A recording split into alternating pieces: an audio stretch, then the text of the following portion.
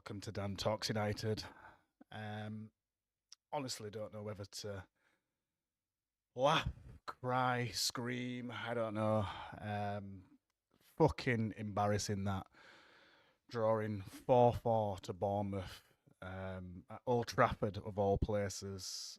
Bournemouth have been shocking recent results. I know my prediction was 1-1, and it's purely because I don't trust this team. And yes, I've got my prediction wrong, but this team is a fucking joke at times. We're 2-1 up at half time. Okay, we concede one goal, and you're thinking, as always, here we go again. And it's like, then we get that second goal, and you're thinking, right, second half, we can capitalise on this now, put Bournemouth to the sword. But there's no fucking resilience. Just self-inflicted chaos. It's like, what the fuck did Amarim say in the dressing room at half time? Because the only team that came out wanting to do anything in that game was actually Bournemouth. And in many occurrences or situations in that first half, Bournemouth were or could have been dead and buried. And all we had to do is come out second half and start how we started the first half. But instead, we've let them get back into the game. And before you know it, it's 3-2 to them somehow. And yeah, okay, you've got to give him a little bit of credit for coming back in the game, because at one point was it 4-3, and you're thinking, yeah, we've won this now, but you can never trust this team. And I think it's just like I said, up front, attacking wise, fine. Apart from the fact that we should have killed that game off in the first half, we had plenty of chances to kill that game off. I think it was 17 chances or 17 shots in that first half. Okay, only about 4 or 5 of them was on target, but there was 17 shots in that first half where I don't feel Bournemouth had many shots. And yes, we gave him a couple of chances, but even in fact, we probably controlled, if I want to use that word, probably controlled that midfield at times in that first half. And then as we got towards the end of that half, we let Bournemouth back in. And it just seems to be a thing that we do. For whatever reason, we can't see a game out. We can't control a game. And I suppose there is that. I mean, there was a hint of Amarim, or maybe it was just a laugh that he may have gone 4-3-3 and just put that extra person in midfield, because when the other side get on top, they just play through our midfield like it's not there. And that's pretty much what's happened, which has resulted in Bournemouth coming back into the game. And like I say, you had that little bit of control, but it was just comedy of errors again when it comes from a defensive point of view, where I'd have to watch it back because I can't even think about who was at fault at some of the goals. I do know where, even when Tavernier in the first half, where he ran through and got that header point blank, okay, Le Mans was equal to it, but he just ran through like nobody was there. And it's like, where is our defence at times? You had that Semenyo when he got the first goal, and you could see, okay, Shaw has made a mistake, and obviously everybody's been glazing and going on about Shaw and saying how he's reborn and we can't play without him, sort of thing. And he's okay. You can make mistakes, but he's made a mistake.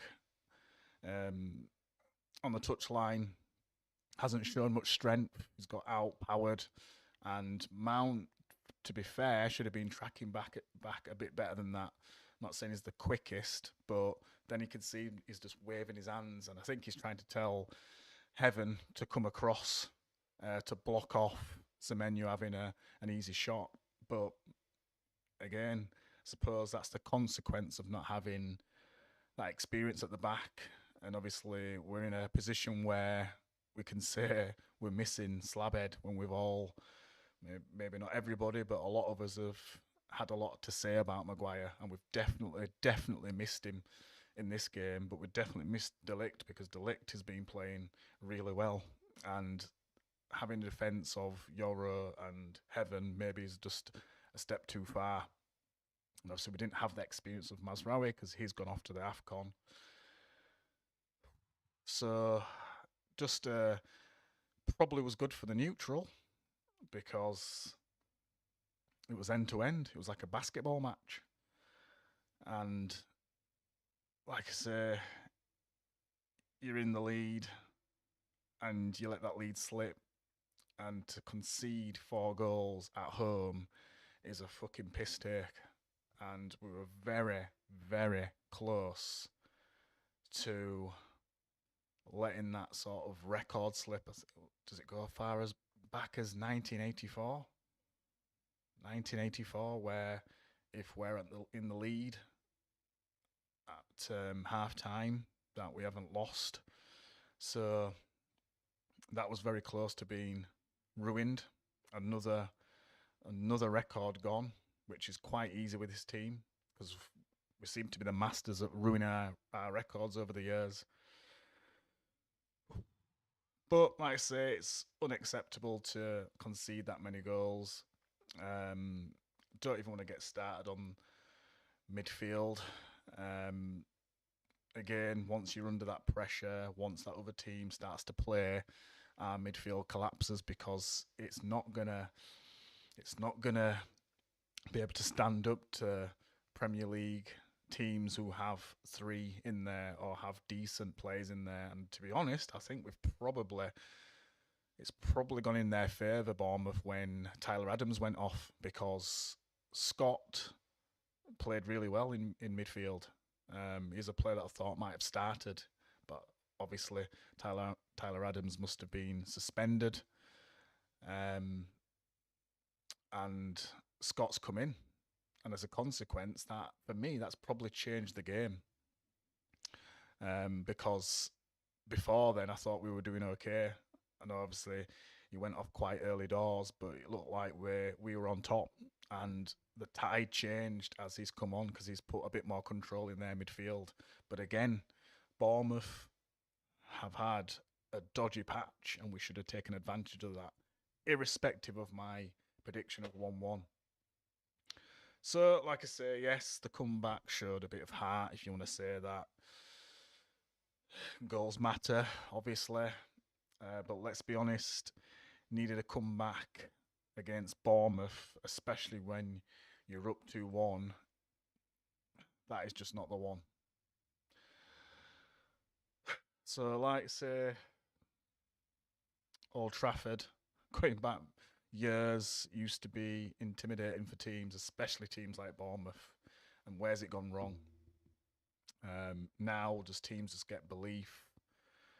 Teams just come to Old Trafford thinking that they can get a chance, they can score goals, they can even get a win. And I think, especially in that second half, Bournemouth definitely felt that they were going to probably even win the game, especially when they went up. And it was probably about 3-2 at one point, and they were definitely in the ascendancy. And you're just thinking, here we go again. So we'll have a quick look at stats. Not that it's going to matter much, but just bear with me. I'll just have a look at the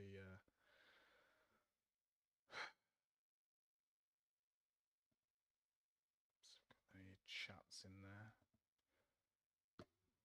Let's go into FootMob as usual. So, obviously there, as you can see, final score 4-4. In terms of possession, we got 56% possession to their 44. Expected goals was 3.29 to their 1.92. And there you can see it there. We had 25 shots. And I think in that last game, it was 27 shots. So the shots are there, just can't finish. And that does lead me on to Mbeumo. But I've got to say it. you could have gone to the fucking AFCON for me because he was absolutely shocking today. Now, I'm not going to sit here and say we're not going to miss him over the next few games, depending on how long he's at the AFCON, because prior to the last few games, he was our goal threat. He was playing well, but today, I'm not sure what he offered today. And like I say, as much as I'd prefer not to lose him and Ahmad and Mazraoui, today, you might as well not have been on the pitch for me. And I hope this is not a start of Mbeumo going downhill, because we do this to our players. So you can see there, accurate passes. I mean, it's quite shocking across the board, really. I mean, they had 67%, which horrendous. I'm just going to come off this because it's just, for me, embarrassing. So anyway, the result, I mean, we haven't lost, but it feels like a loss, and it does. The result does make you feel numb, makes you feel what the fuck is going on. Because again, you're at Old Trafford, you're at home, you're playing against a team that's had poor form. They're playing a high line. They were still trying to take the game to us, and you take advantage of that. And don't get me wrong, in that first half, if I was to see the level of that performance in the main, I'd be quite happy with that. And all it's missing is goals. And it's sad that we have to be maybe 2 or 3 goals ahead to win a game.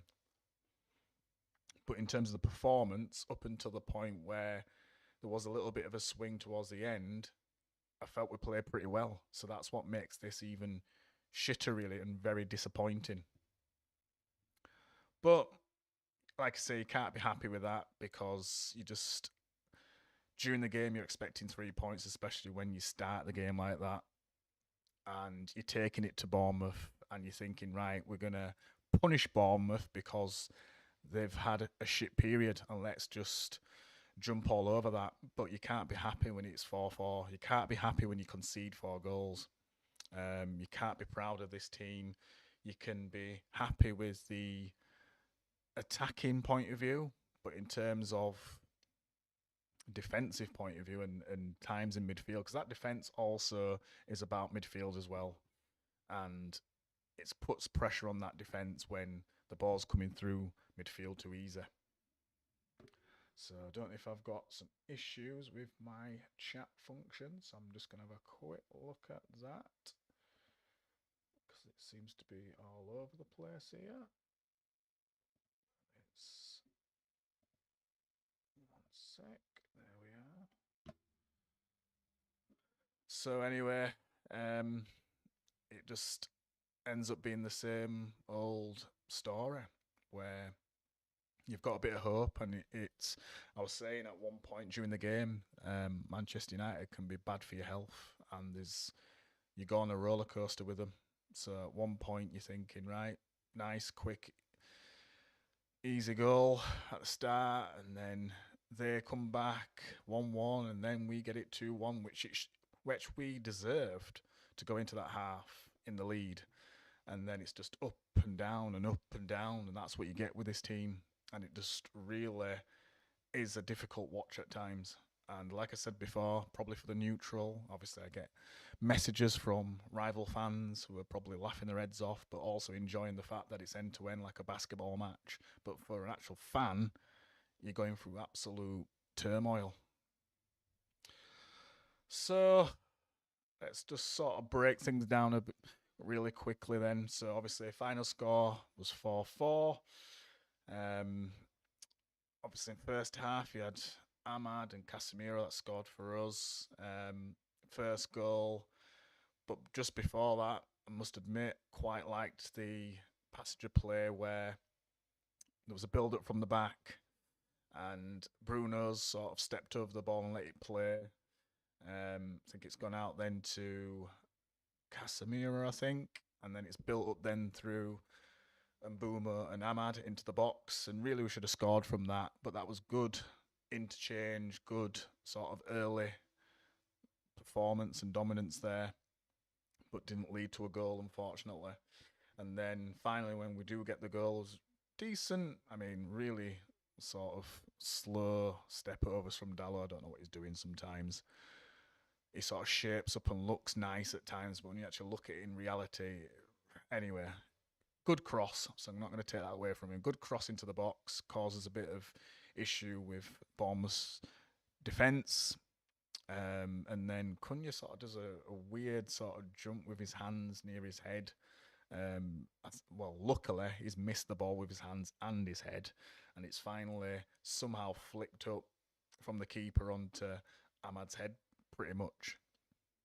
Could never have missed that. It was pretty much on the line, so that gets us going, and you're thinking from here, get the first goal, we can capitalise now. Hopefully Bournemouth will put the heads down and we can go and get second and maybe even the third. And then you get that mix-up, as I said earlier, when Semenyo scored. And then we get, like I said, deserved lead into the first half, into half-time, where Casemiro gets his head on a corner. And then second half, chaos, as I was saying. Then Bruno gets the free kick and he puts it in top corner. And to be fair to him, lovely finish. We need to see more free kick finishes from Bruno. It's not enough. I mean, I don't know what his numbers are from free kicks, but it's just not enough. But that can't take that away from him. That was a lovely finish by Bruno. And then obviously when you're thinking Cunha's got the winner and you're thinking, right, he deserves this, he's played well, gets the winner, nobody's going to be happier than Cunha. And then what happens? Again, we'll let another goal in. So for me, in terms of turning points, and I've said it earlier at the start of the video, I don't know what Amorim said to them in the dressing room at half-time, but they've come out and sort of quick 2 goals from Bournemouth. And it's like, what have you said to them? How have they come out and allowed that to happen? It's like you sat there thinking, oh, I'm a bit comfortable and I think we're going to capitalise, and then next minute you're behind. And it's like, this is the part that I'm talking about when it's like not good for your health at all. So, as I was saying earlier, and Boomer, I won't say anymore because it feels strange to criticise Mbeumo, but at the same time, you can criticise players that have played well for you so far in the season. But if he's not played well in a particular game, I'm going to call it out, and I'm really sorry, but Mbeumo, you wouldn't have been missed if he'd have gone to AFCON already after that showing. But I'll say no more on that. But like I say, it was a decent start to the first half, decent play. As I was saying earlier, I'd be really happy if we were to play like that in future games. I think we're going to have to play like that in the next game. And it was, because there was an early chance as well from Mount as well. I forgot about that. And that's another, I mean, there was plenty of chances in that first half, to be honest, where it would sound daft to say, but that could have easily been 4 or 5-0 in that first half because we had so many chances, but we wasted so many chances. And I don't know if it was also in the second half, but definitely Mbeumo wasted chances as well. He had a couple of good chances in that first half, and I think he had a couple in the second half as well. So I do think that we were in control up until about that sort of 27-minute mark, and obviously once they'd scored, it kind of turned things a bit. I think in the end, it looked like our defence was and the shape and everything wasn't great. Wasn't great at all.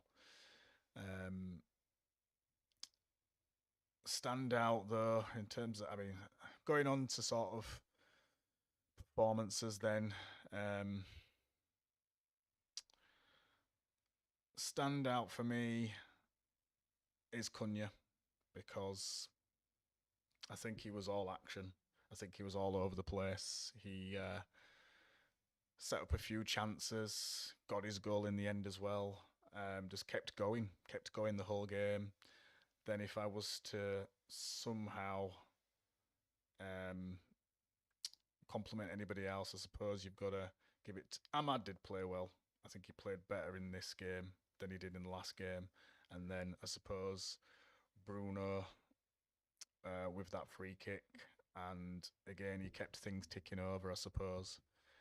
But he's still in that midfield that caused chaos for me.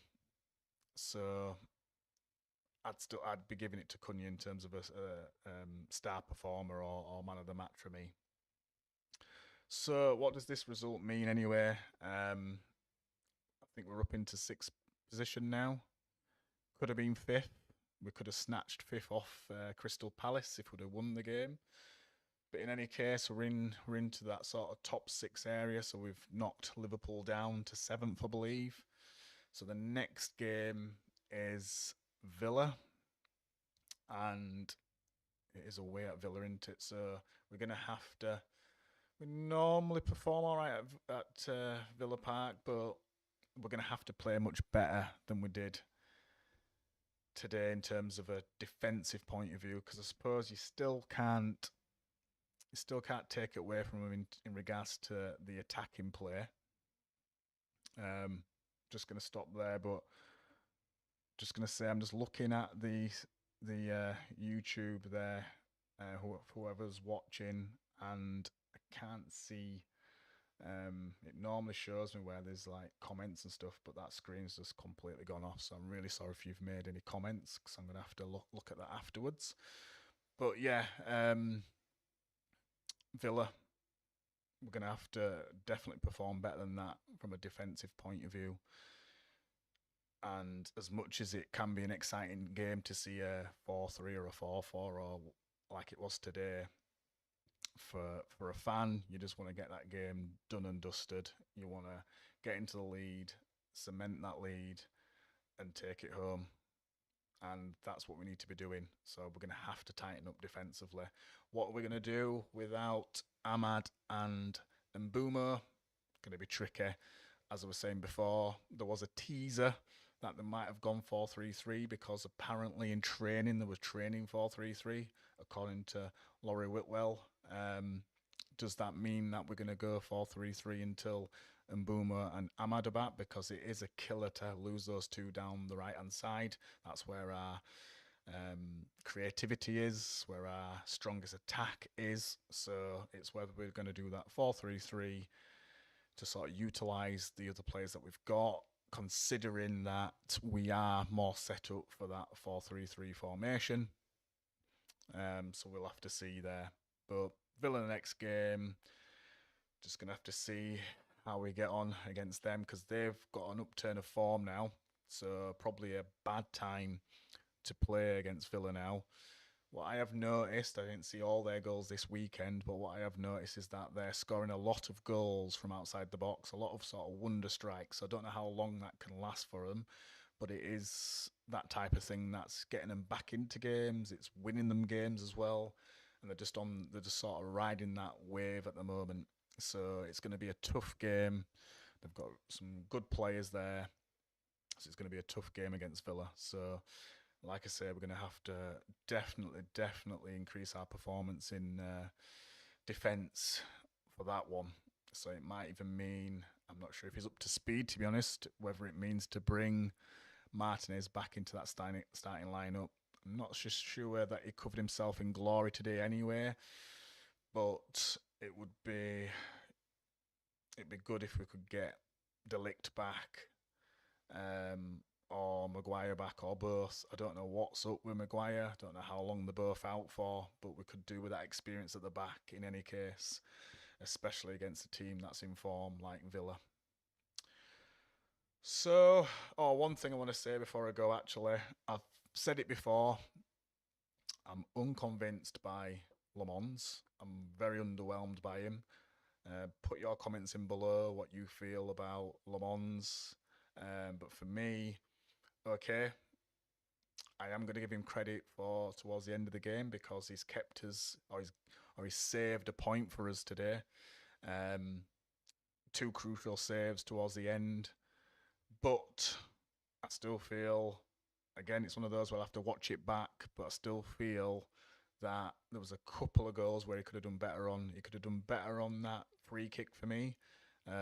Just obviously listening to Gary Neville as well in the commentary, he just seemed to do a. I mean, maybe it's I'm not a goalkeeper, so maybe it's a goalkeeper thing, but just seemed to do that little bit of a jump or a hop before, just before the shot was struck, and for me that sort of prevented him or sort of slowed him down from, because at the end of the day the ball's gone into his side. So again, not a goalkeeper, not an expert, but you set your wall up where you're comfortable with it, and that wall is meant to protect one side of your goal, and then you cover the other side of the goal.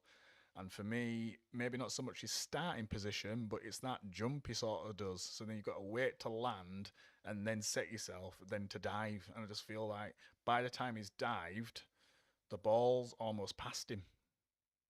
And I think when you look at the replay and see where the ball goes and then him diving, if he doesn't do that and he concentrates, I think he saves it because he wasn't far from it anyway. After jumping first, then landing, and then pushing off to save it. So it is a mistake, don't get me wrong. He is young, so I'm not going to absolutely kill him because he is young. And for me, and I'm going to stand by it, I've said if he makes a couple of mistakes, he still doesn't get changed for me because he's better than Bayender. We can all see that. And there's probably a couple of saves he's done there that Bayender doesn't make. And I think there's still that, although that might be slowly going, there's still that assurance in the back that they're confident in Le Mans. So again, catching, taking control at corners, that sort of thing. We just can't have it where things, or his confidence drops, should I say.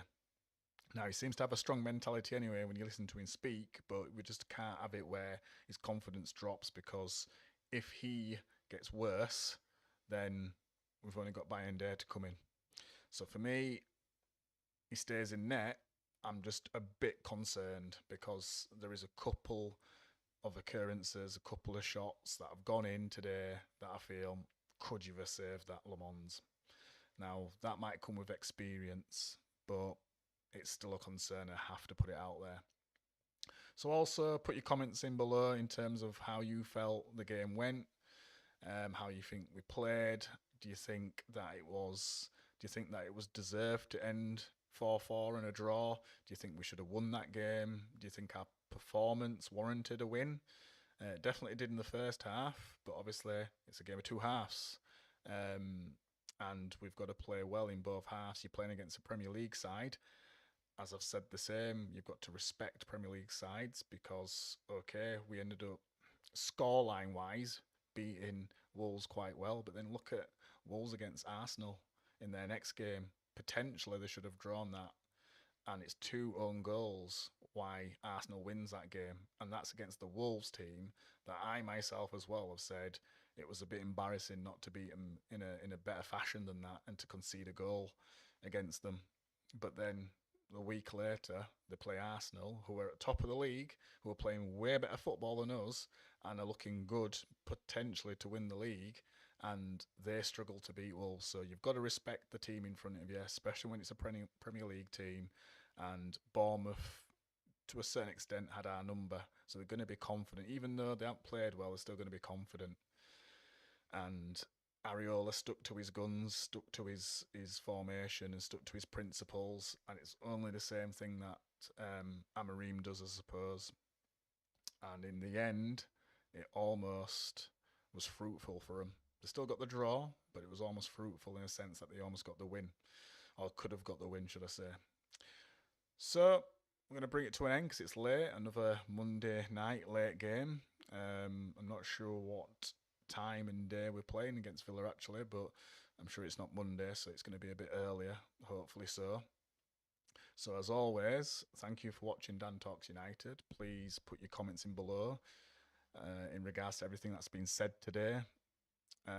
Yes, it's felt like a loss to me, and maybe I need to watch it again to have a bit more clarity, and that's exactly why I do the Monday reflection, so I can watch games back, have a bit of a think, calm down a little bit, and see it through different lens. So, as always, please subscribe, please like, and please share. And I will see you on the next one.